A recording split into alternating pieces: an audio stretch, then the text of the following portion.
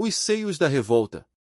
Belo Horizonte, setembro de 2021, Rua das Palmeiras 347.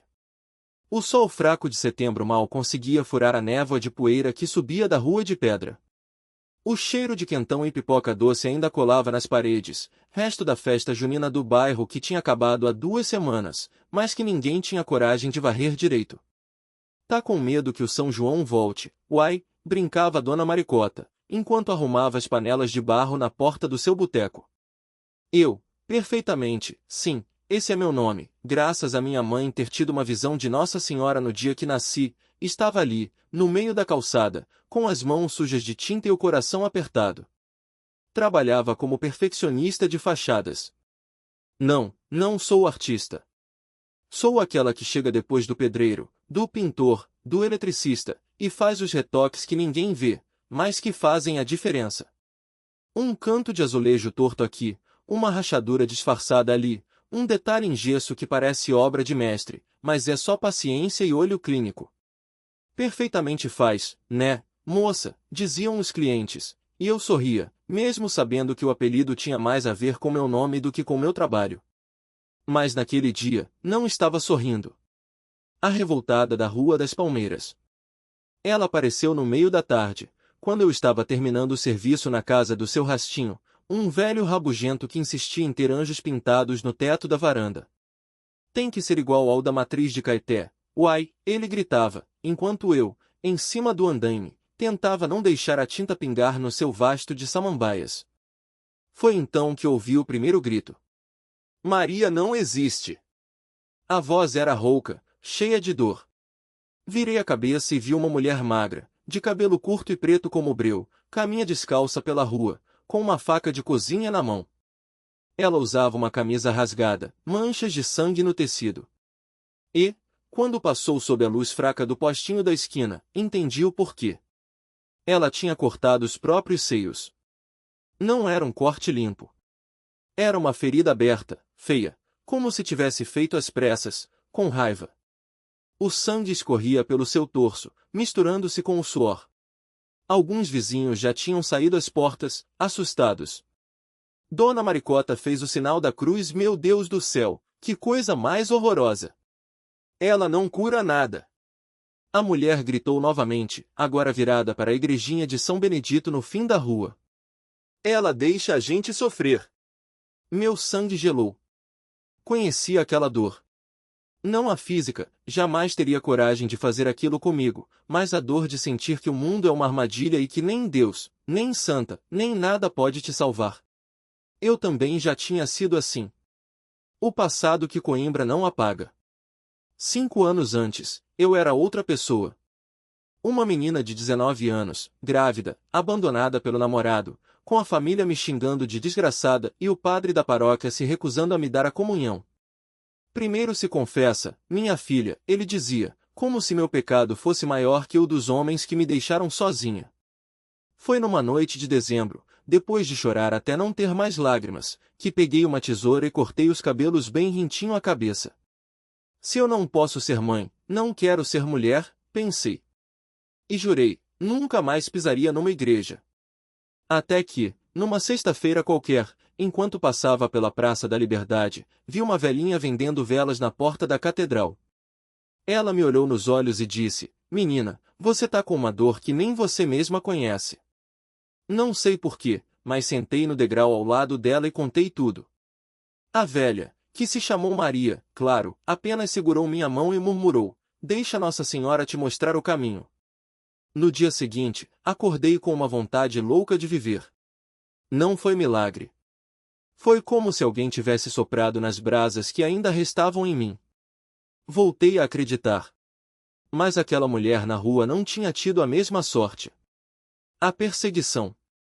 Ela se chamava Jussara.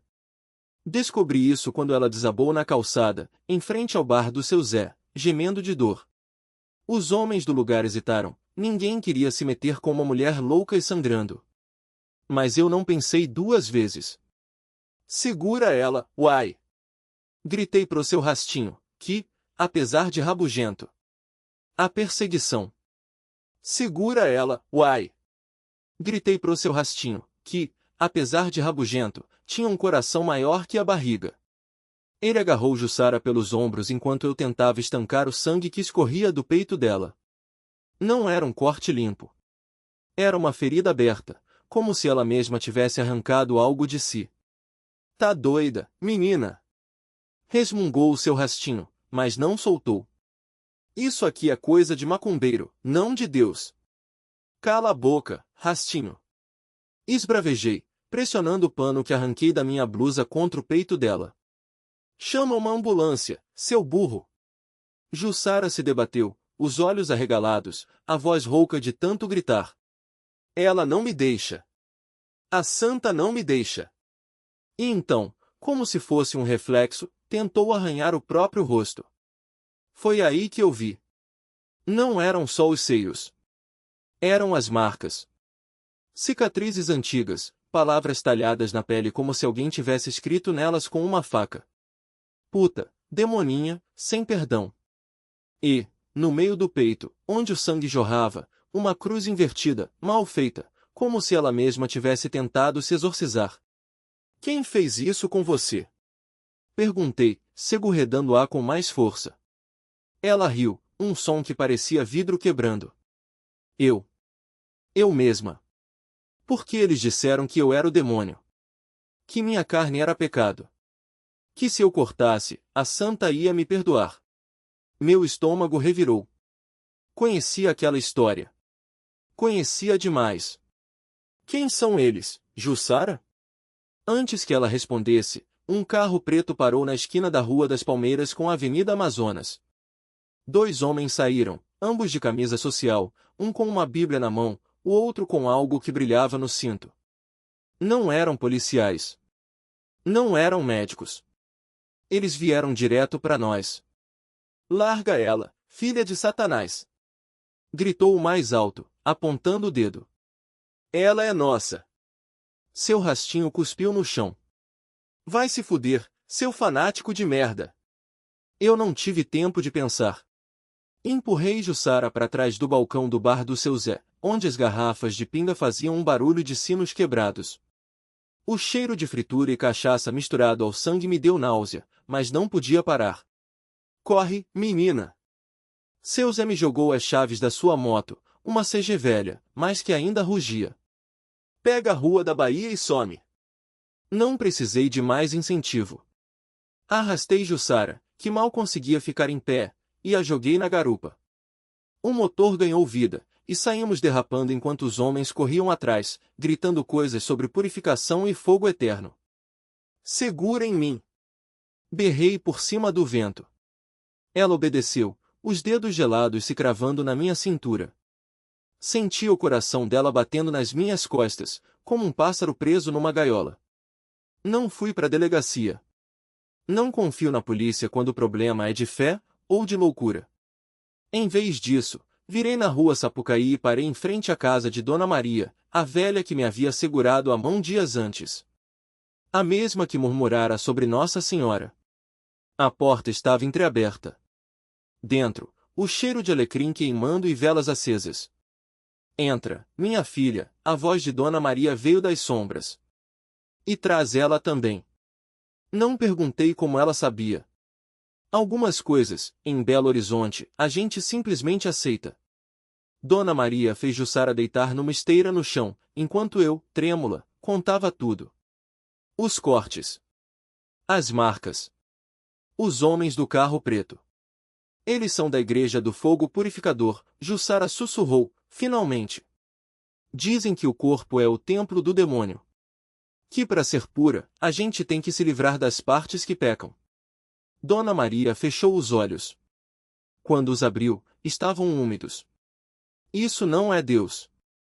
Isso é doença. Ela pegou um frasco de óleo bentinho, o mesmo que minha avó usava para benzer as portas em junho, e começou a passar nos ferimentos de Jussara. Cada toque era uma prece. Cada gota, uma lágrima. Nossa Senhora não quer seu sangue, filha. Ela quer seu coração. E então, algo aconteceu. Não foi um milagre barulhento, com coros celestiais. Foi silencioso. Como o primeiro raio de sol depois da tempestade. Como o cheiro de pipoca na festa junina quando a gente tá quase desistindo de ser feliz. Os cortes de Jussara. Os seios da redenção. Os cortes de Jussara começaram a fechar. Não como uma cicatrização comum, com cascas e vermelhidão. Era como se a pele, antes rasgada pela lâmina enferrujada que ela mesma empunhara, se costurasse sozinha, fio por fio, sob os dedos trêmulos de Dona Maria. O sangue parou de escorrer. As marcas, que antes pareciam bocas abertas em grito, agora eram apenas linhas pálidas, como risos que se apagam no rosto de um santo de gesso. Jussara arfava, os olhos arregalados, as mãos ainda tremendo. Ela olhou para baixo, tocou o próprio peito com dedos hesitantes, como se duvidasse do que via. Depois, soluçou um som que não era de dor, mas de algo muito mais profundo, algo que só quem já esteve no fundo do poço conhece, o espanto de ser puxado de volta à luz. Meu Deus, ela sussurrou, a voz quebrada. Meu Deus, meu Deus. Dona Maria não disse nada. Só continuou passando o óleo, murmurou uma Ave Maria entre dentes, e depois, com um suspiro, pegou o terço que sempre carregava no bolso do avental. Era um terço simples, de contas marrons, gastas pelo tempo, com um medalhão de Nossa Senhora Aparecida que brilhava mesmo na penumbra da cozinha. Toma, filha, ela estendeu o objeto para Jussara. Segura isso. E reza. Não para ela te curar, para ela te ensinar. Jussara pegou o terço. Os dedos dela, antes sujos de sangue, agora tremiam ao redor das contas. Eu observei tudo isso da porta da cozinha, encostado no batente, com o coração batendo tão forte que parecia que ia arrebentar as costelas. O cheiro de café coado misturava-se ao de ervas queimadas. Dona Maria tinha acendido um defumador de alecrim depois que Jussara chegou, gritando que o diabo estava dentro dela. Lá fora, na Rua das Palmeiras, o sol fraco de setembro pintava as calçadas de um amarelo pálido. Era aquele horário em que Belo Horizonte respirava fundo antes do calorão da tarde. As crianças ainda não tinham voltado da escola, os homens estavam no trabalho, e só as mulheres mais velhas, como Dona Maria, ficavam em casa, cuidando da vida alheia como se fosse sua. Eu deveria estar trabalhando. Porque, sim, eu sou perfeitamente aquele cara que aparece para consertar o que os outros estragam. Não sou pedreiro, não sou encanador. Sou o cara que você chama quando a porta não fecha direito, quando o armário rende, quando a cadeira manca. Perfeitamente é a profissão dos detalhes. Dos pequenos milagres do dia a dia. E, naquele momento, eu tinha um serviço para fazer na casa da Dona Cida, lá no bairro Floresta, mas algo me segurou ali, na cozinha da Dona Maria, testemunhando aquilo. Talvez fosse o cheiro do óleo bentinho. Talvez fosse o modo como Jussara olhava para a própria pele, como se não acreditasse que ainda estava inteira. Ou talvez fosse porque eu conhecia aquela dor. 3 anos antes, eu também tinha tentado me livrar de uma parte de mim. Não foram os seios. Foi a voz. Eu cantava. Ou melhor, cantava. Tinha uma banda, tocava em barzinhos do Santa Teresa, fazíamos um som que misturava samba com rock, coisa de mineiro que não se decide. Até que um dia, depois de um show no bar do Zé, um cara me chamou de viado porque eu usei uma blusa rosa. Não foi a primeira vez. Mas foi a vez que doeu mais. Naquela noite, eu bebi até não aguentar mais, depois peguei uma gilete e cortei as cordas vocais. Não morri. Mas também não cantei mais. Até hoje, minha voz sai rasgada, como se tivesse sido costurada às pressas. E, às vezes, quando eu tô sozinho, eu ainda sinto a cicatriz arder, como se o corpo não esquecesse o que a alma tentou apagar. Por isso, quando Jussara entrou na casa da Dona Maria, berrando que o demônio estava nos peitos dela, eu não saí correndo. Fiquei. Porque eu sabia o que era querer arrancar de si algo que o mundo dizia que era errado. Jussara começou a rezar. Não era um rosário perfeito. Ela gaguejava, esquecia as palavras, mas Dona Maria ia guiando, como quem ensina uma criança a andar de bicicleta. Ave Maria, cheia de graça. E entre uma conta e outra, Jussara chorava. Não era mais o choro de antes, daquele desespero que faz a gente querer se destruir. Era um choro limpo. como chuva depois do temporal. De repente, ela parou. Por que ela me curou? Perguntou, olhando para Dona. O silêncio que falou mais alto. Dona Maria não respondeu logo. Ela só segurou a mão de Jussara, aquelas mãos grossas de quem amassou pão a vida inteira na padaria da Rua das Palmeiras, bem ali no bairro Santa Efigênia. O sol fraco de setembro entrava pela janela, pintando o chão de xadrez com as sombras das grades. Do lado de fora, o cheiro de pipoca queimada e quentão ainda pairava no ar, sobras da festa junina que a igreja de São José tinha feito no fim de semana, mesmo fora de época, só para animar o povo depois da pandemia.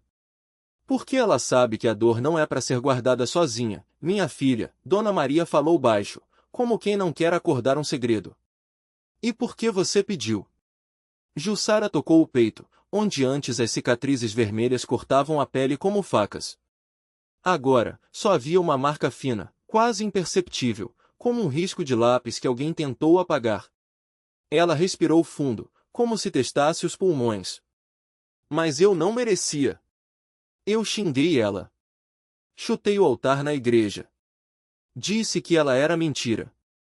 Dona Maria riu. Não era uma risada de deboche, mas daquele jeito mineiro, meio engasgado, como se a graça fosse tão grande que não cabia na garganta. Ah, minha nega, você acha que Nossa Senhora se ofende com xingamento? Ela já ouviu cada coisa nesse Brasil. Ela apontou para a rua, onde umas crianças brincavam de estourar balão com uma vareta. Olha ali. Aqueles meninos tão felizes porque o balão subiu. Mas para subir, ele precisa soltar o fio. A gente é assim, tem que soltar a raiva para sentir o peso sair. Jussara olhou para mim. Eu estava quieta no canto, remendando uma saia de chita para uma cliente afinal, perfeitamente não é só costurar, é consertar o que o tempo ou a vida rasgou. Ela sabia que eu entendia. Porque eu também tinha tentado cortar fora algo que doía. E agora? Ela perguntou, como se o mundo todo dependesse dessa resposta.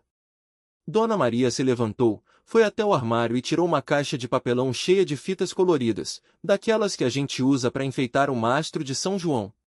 Agora você vai me ajudar a decorar a rua para a festa de Nossa Senhora Aparecida. Dia 12 tá chegando, e esse ano a gente vai fazer diferente. Diferente como? Vamos pendurar fitas com pedidos. Mas não aqueles pedidos egoístas não, cada uma vai escrever um perdão. Para si mesma. Jussara segurou uma fita azul, passou os dedos pela textura áspera. E se eu não souber perdão? Dona Maria pegou a tesoura, cortou um pedaço de fita e amarrou no pulso de Jussara. Então você começa assim, senhora, me ensina. O perigo que veio com a chuva. 3 dias depois, a rua já estava cheia de fitas balançando no vento, como bandeirolas de uma festa que ainda não tinha começado. Eu terminava de ajustar um vestido de noiva para uma moça que ia se casar na catedral, quando ouvi o grito. Fogo! Não era brincadeira. Não era foguete de festa. Era o cheiro de queimado vindo da casa da Dona Maria. Corri. A porta estava trancada por fora. Alguém tinha jogado um coquetel molotov pela janela. As chamas lambiam as cortinas, e dentro, eu via Jussara tentando tirar Dona Maria, que tinha caído no chão. Socorro! Gritei, mas minha voz se perdeu no barulho das pessoas correndo. Alguém jogou um balde d'água, mas a fumaça só aumentava. Foi então que eu vi ela. Uma mulher alta, de cabelo preto presilha, parada no meio da rua, observando tudo com um sorriso torto. Era a mesma que tinha liderado o grupo que quebrou a imagem de Nossa Senhora na praça no ano passado. A mesma que gritava que religião era ópio do povo e que santa não salva ninguém.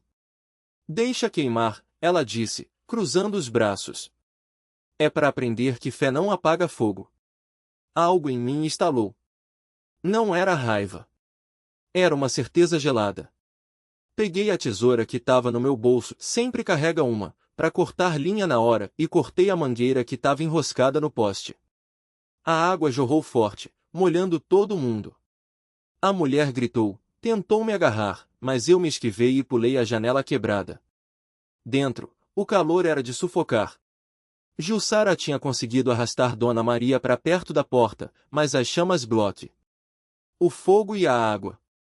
A fumaça ardia nos pulmões enquanto eu me jogava no chão, rastejando entre os escombros da casa. As chamas lambiam as paredes de madeira, devorando os santinhos pendurados na sala, Nossa Senhora Aparecida, São Jorge, o Menino Jesus de Praga. Dona Maria, deitada no chão, tossia sangue, os olhos arregalados de terror. Jussara, minha ajudante na perfeitamente costuras, tentava arrastá-la, mas o calor era demais. Vai, Zé! Ela gritou, a voz rouca. Pega a imagem. No canto, sobre a mesa de centro carbonizada, a pequena estátua de Nossa Senhora Aparecida ainda estava intacta, como se as chamas a evitassem. Era a mesma que a mulher lá fora tinha ajudado a destruir na Praça da Liberdade no ano passado, quando o grupo dela tirou tinta vermelha na imagem e gritou que Santa não salva ninguém. Não tive tempo de pensar. Enrolei o pano que cobria a mesa, um retalho de chita estampada, daqueles que a gente usa para fazer colcha de festa junina, e embrulhei a santa com ele. O tecido pegou fogo nas pontas, mas segurei firme. Quando saí cambaleando, a mulher da tesoura estava lá, bloqueando a porta, os olhos injetados de ódio. Você não vai levar isso daqui! Ela berrou, arrancando o embrulho das minhas mãos. O pano se abriu. A imagem caiu no chão de cimento, intacta. A mulher gritou, pegou um pedaço de madeira queimada e golpeou a santa com toda a força. O barulho foi seco.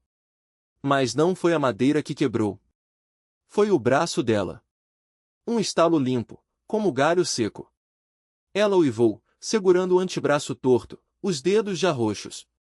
As chamas pareciam recuar, como se alguém tivesse soprado nelas. A água da mangueira que eu tinha cortado agora jorrava forte, apagando o último foco de fogo. Meu Deus, Jussara sussurrou, fazendo o sinal da cruz. A mulher caiu de joelhos, chorando, o braço pendurado sem vida. Dona Maria, ainda tossindo, se arrastou até ela e segurou sua mão boa. Filha, ela disse, a voz fraca. Isso não é castigo. É chamada. Eu não entendi. Até ver. Do chão, onde a imagem tinha caído, brotou uma poça d'água. Não vinha da mangueira. Não vinha de lugar nenhum. Era límpida, fresca, como a água da bica da Serra do Curral. A mulher mergulhou o braço quebrado nela. E quando tirou, o osso estava no lugar. Não foi instantâneo. Foi pior. Foi real. Os tendões se rearrumaram sob a pele, os vasos sanguíneos pararam de inchar, e ela moveu os dedos, devagar, como se acordasse de um sonho. Ao redor, os vizinhos que tinham vindo ajudar se ajoelharam. Alguém começou a rezar o credo. Alguém mais acendeu uma vela, mesmo com o sol fraco de setembro brilhando sobre a Rua das Palmeiras. A mulher olhava para a própria mão, tremendo. Depois, para a imagem de Nossa Senhora, agora molhada, mas sem um arranhão. Por quê? Ela perguntou, não para ninguém em especial. Dona Maria, que tinha sido enfermeira antes de ficar doente, segurou seu rosto entre as mãos. Por que você precisava ver que a dor não é para quebrar, minha filha? É para moldar. 3 meses depois, na festa junina da paróquia Nossa Senhora do Rosário, a mulher, que agora se chamava Irmã Clara, servia quentão com as outras voluntárias. A bandeirola de papel colorido balançava no vento, e o cheiro de pipoca e pamonha misturava-se ao incenso da missa. Eu, costurando o último detalhe do manto novo de Nossa Senhora, um bordado de linha dourada, perfeitamente alinhado, a vi sorrir para uma criança que pedia mais canjica. O braço dela não tinha sequer uma cicatriz. Zé, Jussara me cutucou, baixinho. Olha lá. No palco, o padre anunciava a procissão. E entre as pessoas que carregavam velas, estava Dona Maria, agora sem a máscara de oxigênio, os pulmões curados depois de um transplante que apareceu na hora certa. Milagre? Perguntei, mas para mim mesmo. Jussara balançou a cabeça. Não. Milagre é quando a gente para enxergar. E foi aí que eu entendi. Aquela água no chão não tinha curado só um braço. Tinha lavado uma revolta. tinha mostrado que até nas cinzas, algo pode renascer, não por milagre. Foi quando entendi que milagres são feitos de encontros e recomeços.